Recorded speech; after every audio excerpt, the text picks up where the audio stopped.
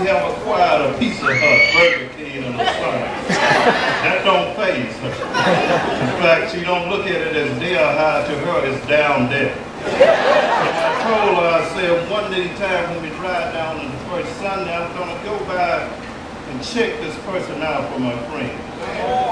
And she put it to me plainly. She said, if I'm going to ride way down there, you are free to do whatever you want to do. But I'm going to get with your mother and we're going to go hear Reverend Guys because I want to hear some good preaching. So when she got up this morning, she told me, I realized that you're on the program. But remember, I rode way down here. So I interpret that to mean get up, say what you're going to say, and sit down. Mount Zion very quick, but don't laugh at her because I got to ride back with her. How did we get here?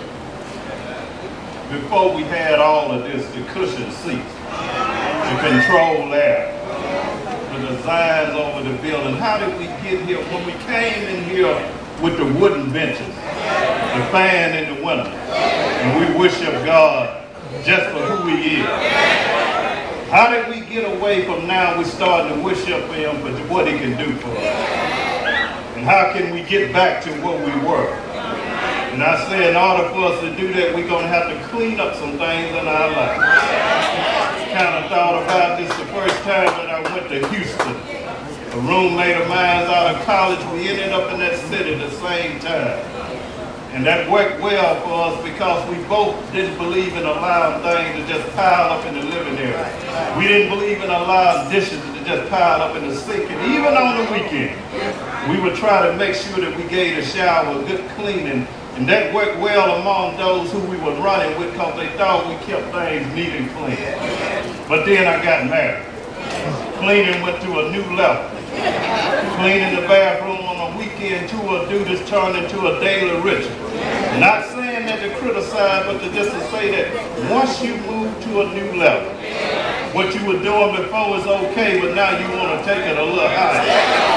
I only say that, Mount Zion, because when I was growing up, I was taught that before you get up in the morning, before you decide your daily schedule, what you're going to be doing here and there, you ought to fall down on your knees and tell God to clean up the things that you're going to be facing with that. Because you realize that there's going to be some things that's going to come along that you just can't handle, and that was good instruction. Because I also was taught that before you lay your head down at night, before you fall off into your dream world and your state of unconsciousness, you ought to fall down on your knees and tell God, thank you for cleaning up the mess that you didn't even see coming your way. And that was good instruction. But as I grew older, I found out that it was all right to pray in the morning. It was all right to pray at night.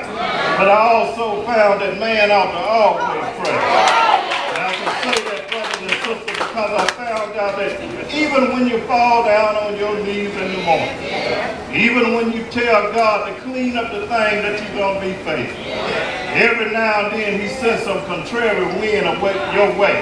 It's going to have you blowing this way and that way. You ain't going to be able to wait till that night. It might be noon or 2 or 3 o'clock in the evening. You're going to find that you're going to have to fall down on your knees and tell God, I done fell into something that I just can't handle. I need you to clean this up for me right now.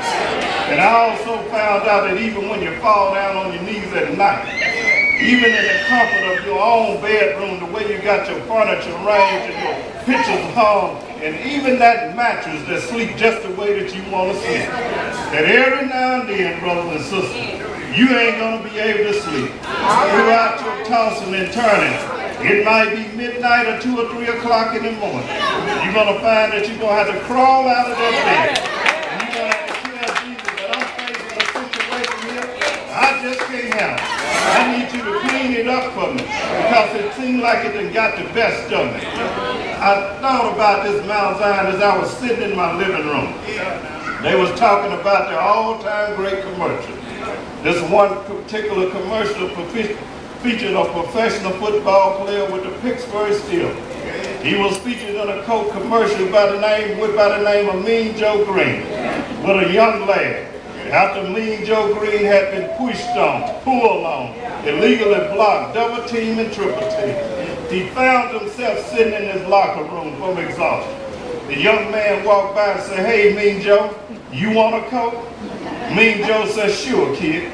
Took the Coke and began to quench his thirst. Then he started to walk away. Mean Joe Green picked up an old, dirty, sweaty, pulled out of place, blood-stained jersey, took it and threw it at him, and catched his Mount Zion for the kid that knew the value of the jersey. All he could do was just say, "Wow, thanks, Mean Joe." Oh, you missed it, Mount Zion. See, over 2,000 years ago, God saw this man was thirsty for his word. He said, "I'm not going to use the Holiday Inn. I ain't going to use the Marriott. I ain't going to even use any of the 5-star resort." But he threw us a gift down in an old, dusty, dirty, smelly animal manure all over the place. Mangled.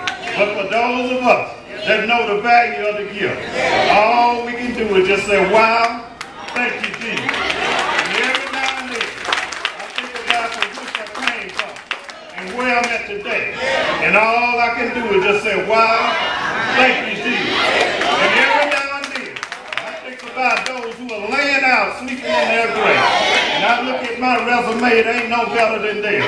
All I can do is just say, "Wow, thank you, Jesus."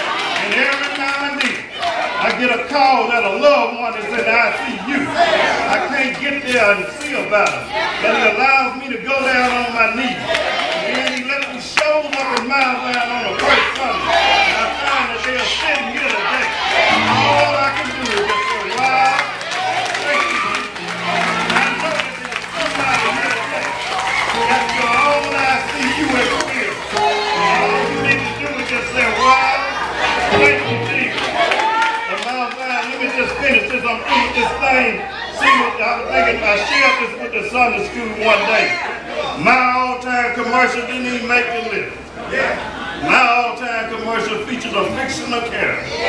This character went by the name of Mr. Clean. See, Mr. Clean didn't care how dirty the spot was. He didn't care how big it was.